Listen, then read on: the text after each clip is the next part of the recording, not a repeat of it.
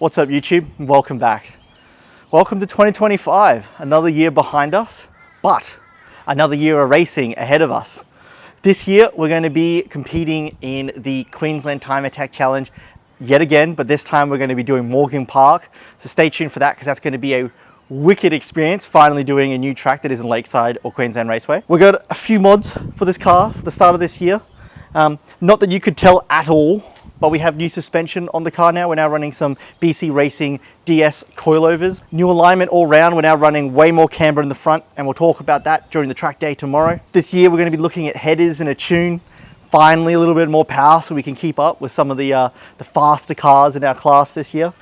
And yeah, it's going to be a good time. But let's talk about last year for a second. It is with my great privilege, my great honor, that I can bestow to you the $18 second place Street Class 1 second place trophy.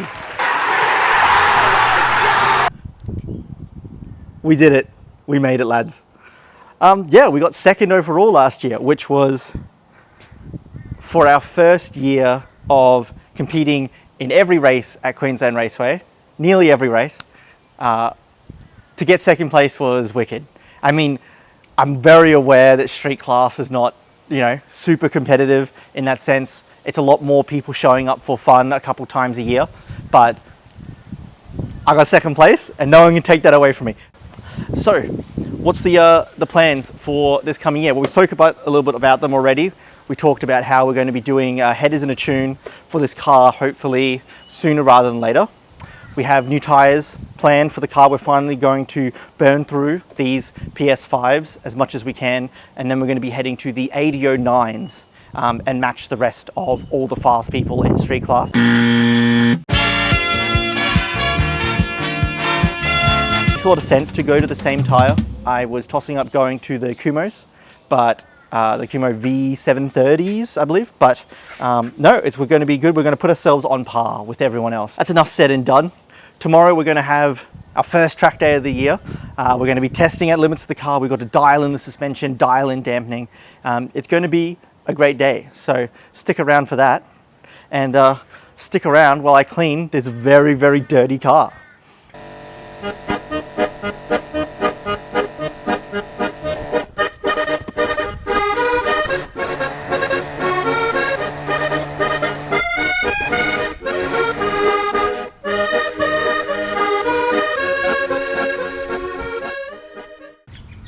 Now we've done that, let's see if we can still drive the thing. Good morning everyone. It's about to go 6:30 in the morning and we are on the Logan motorway heading out to Queensland Raceway as usual.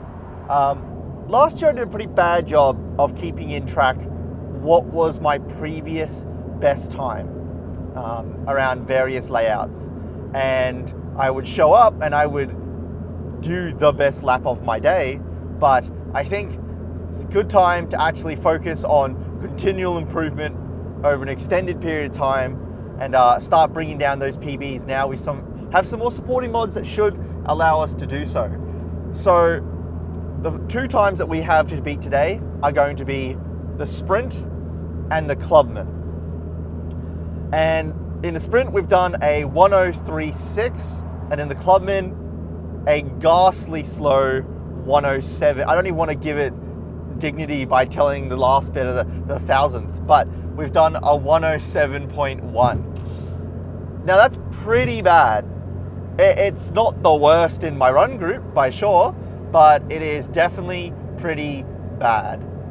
Now I will say that, the 8.6 struggles a lot with power at Queensland Raceway, but we both know that that's not an excuse, and there is plenty of 8.6s as stock as mine or more with better drivers who go out and pull much faster times. So we're going to be focusing on that today. We do have new suspension in the car, as I mentioned yesterday, earlier in the video. We're going to have a lot more fine tuning to go through.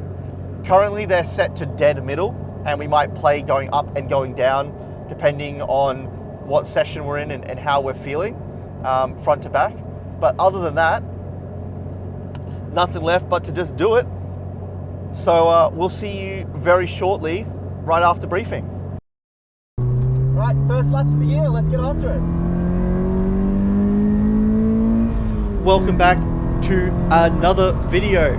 Being the first one of the year, I have a few notes I want to flag with you, the audience. First things first, looking at our lovely new overlays for this year using Race Chrono and a $30 Bluetooth adapter to pull OBD2 data directly into an overlay. It's a little bit of a mission to get sorted, but I feel like the overlay speaks for itself. So much more information to be able to review my own laps and finally go fast rather than sitting at the bottom of the slowest group throughout the entire year. Moving on, we have a new camera layout system where you can actually see the driver, that handsome man that he is. So that's pretty awesome. You can watch me screw up my braking points and be exasperated when I miss a gear shift. And then finally, we have new suspension, the BC Racing DS series. Now we'll get into a little bit of a 30-second review later in the video, but from short, the car feels way more stable at high speed and is much more predictable, forgiving, I believe, as well as controllable. So all the things you'd want from a coilover setup. Obviously, we didn't go to the MCA level of coilovers. You know, it's a fine line trying to be cost effective and not spending too much money on this hobby and try and limit it to reasonable purchases where you can. But regardless, let's get into the fastest lap of session 1.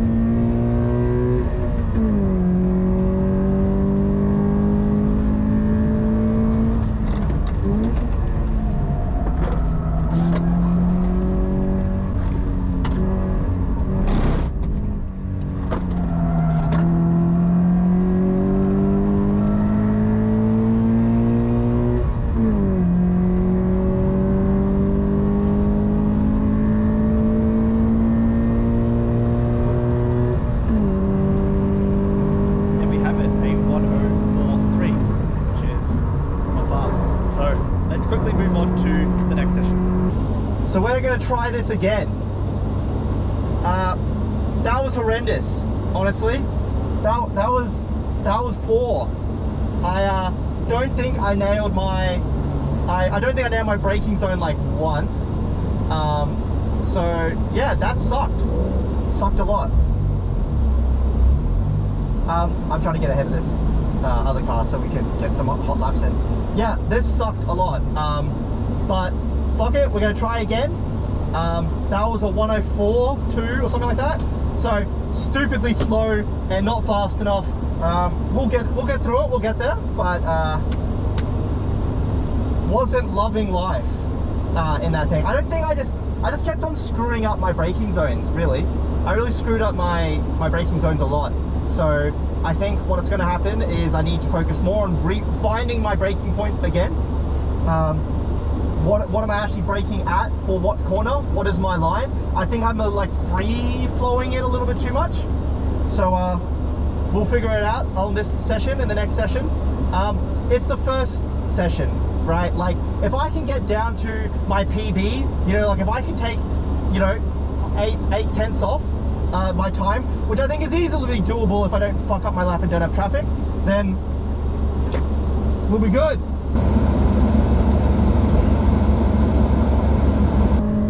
So here we go, the fastest lap of session 2 and our fastest sprint session of the day. Beyond here, the day starts getting really hot.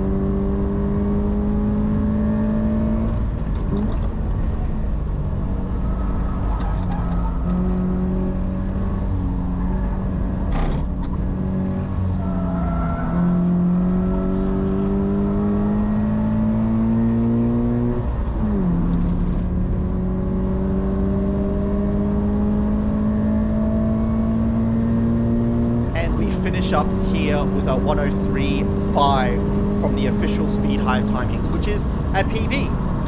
So let's move into the final sprint session of the day.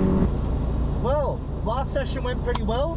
We've finally got a PB in the sprint. That was wicked. We are now a 103.555 driver. So that's awesome. That means we've matched our PB in the sprint, which is good.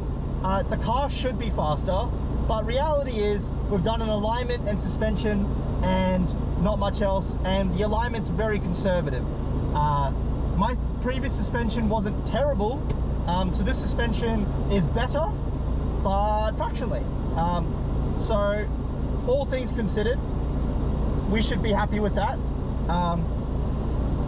Unfortunately, I'm still the slowest car down the straight, and that's just a fact of life. So we're going to have to deal with that at some point. We have to make a decision about whether we're going to go to the headers of the tune sooner than later. Realistically, the next step we need to do is tires.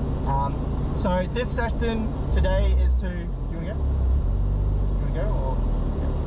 Yeah. All right. So this session is really to, prove the ability, prove like wear these tires out and then make it happen.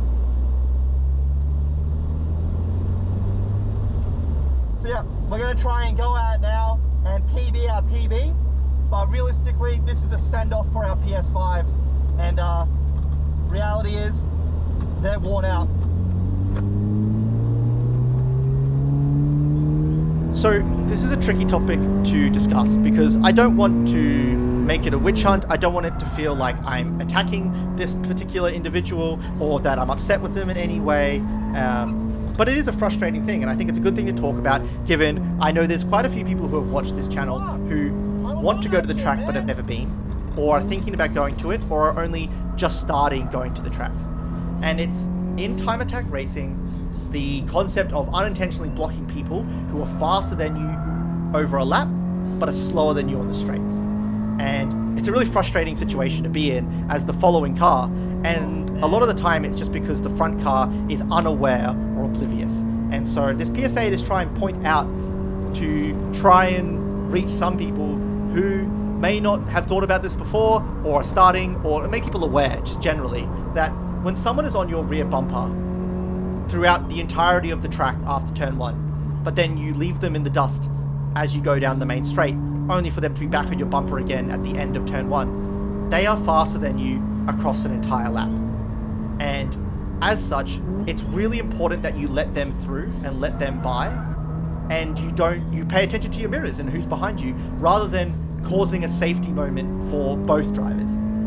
I don't want to overtake you unsafely. I want both of us to go home in our cars. And I also don't want to dive bomb you into a corner or have to do some crazy technique to get past you, when it should be very obvious that I'm right behind you on your bumper and I am faster than you. And my only limiting factor is in this situation, like right now, is that I'm flat out all 200 horsepowers, if that, flat to the floor, but you walk away from me like nothing happens. This driver walks away from me like nothing happens. But I'm back on his bumper at the end of turn 1. So it's really important to be aware of what's behind you and be aware of how fast they are through different sections of the track, because if you are blocking someone, well, you're probably not going that fast if someone behind you is going faster than you. You probably should be letting them through, and by not letting them through, you're building frustration in the driver behind, but also slowing and ruining his lap time or his session. Again, I could have backed off for a couple laps and tried to salvage one hot lap, but in this situation, I was convinced when he would be slow here that he was now letting me through. Now, this time he'll let me through. But then he puts his foot down, and as you see here, his turbo gets into it and he disappears down the straight while I'm flat out. So, again, to anyone who may be watching this who is new to track days, just keep in mind that people behind you can be faster than you, and if they're faster than you across the entire lap except the straight, they are faster than you across an entire lap, and you should let them by. And from one unhappy topic to another, here you can see this Evo 10 pulled off to the side, and we'll skip ahead to the end of this lap. And it's just...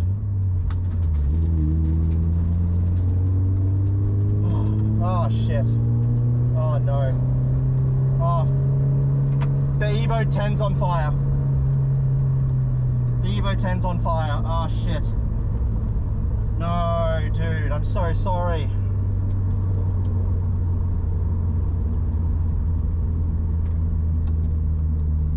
Oh man, what's happened? An oil line must have come off or something.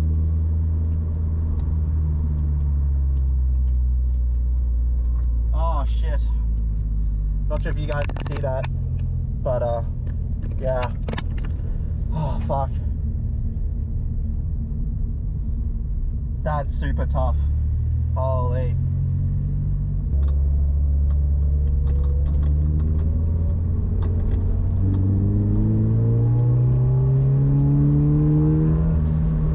And not to bring spoilers to too much of the rest of the day, but we did not go faster in the Clubman for the rest of the afternoon, or rest of the mid-morning, I guess.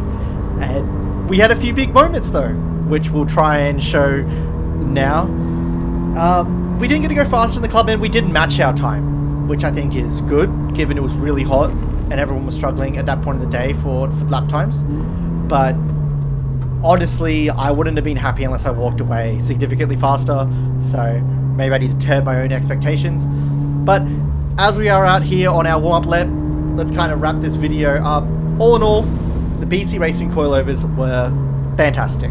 I mean, they're $1,700, so they're not the cheapest thing in the world, but they're also not, you know, really expensive suspension that you would see a high-level race car, you know, run, like an MCA set or a really expensive set of KWs. But the BC Racing is a good middle ground where I feel like they significantly improved my ability to handle the car, but they didn't blow my budget out. And that's really the focus of this car, is having fun, enjoyable progression. And they handle really well on the limit. In fact, you're just about to see how.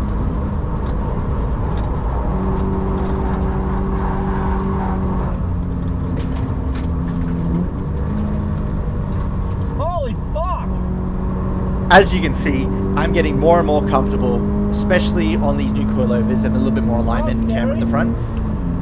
Going through turns 1 and turns 2 with way more speed. I mean, if you go back and watch the clip, I'm going through turn 1 and I'm not even braking.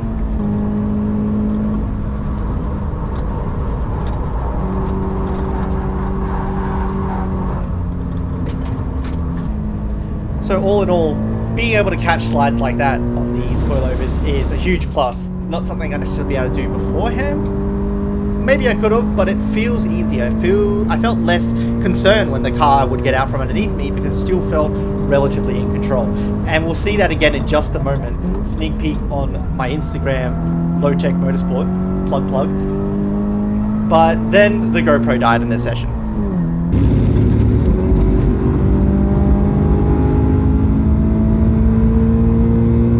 So here we are again, flying down the main straight. And I want to point out again, I'm getting much better at my turn 1. You know, I'm not braking into turn 1 at all. A little bit of throttle and then rolling back into it. But then, we're now staying in 4th through turn 2.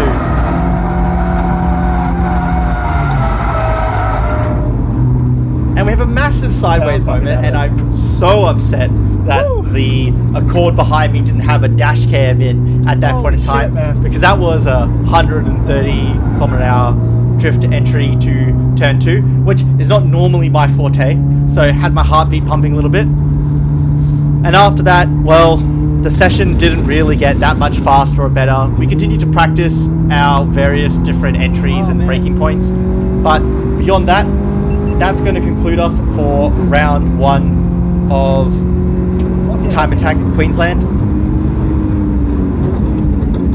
So we're back home now at the end of the day, and yeah, can't say I'm upset about how today went, because we did technically PB, and we PB'd on a very hot day at the sprint by like a 10th, but you know, it still counts in the morning. But I will say I was probably expecting too much out of the suspension off the rip. We also haven't changed any of the dampening yet. I'm just trying to drive the car and see how it feels, but we definitely have to go and do something about the rear. There's someone driving by and I feel very awkward right now. Anyway, I don't think we can be upset but I do think we have some ways to go with the rear of the car. As you saw today, I struggled a lot with rear grip more than I did front grip, I think. Understeer is understeer, and you can induce it if you drive poorly, which I definitely did sometimes.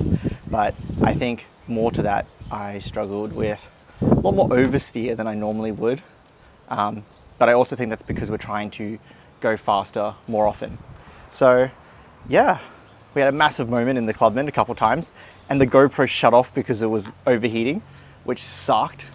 But all in all, good day, great day even. Next day is Morgan Park on Thursday the 27th of March. So we will see you all then. Like, subscribe, and I'll catch you in the next one.